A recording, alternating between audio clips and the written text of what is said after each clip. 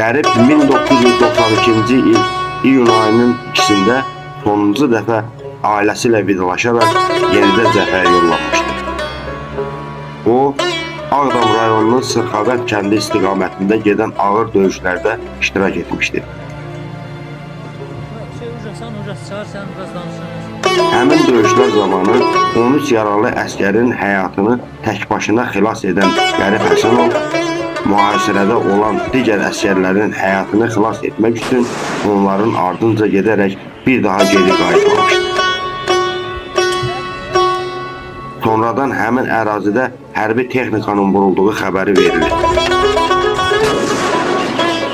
Qərib Müzəffəroğlu Həsənov bu hadisədən sonra itkin düşmüş və rəsmi olaraq şəhid elan edilmişdir.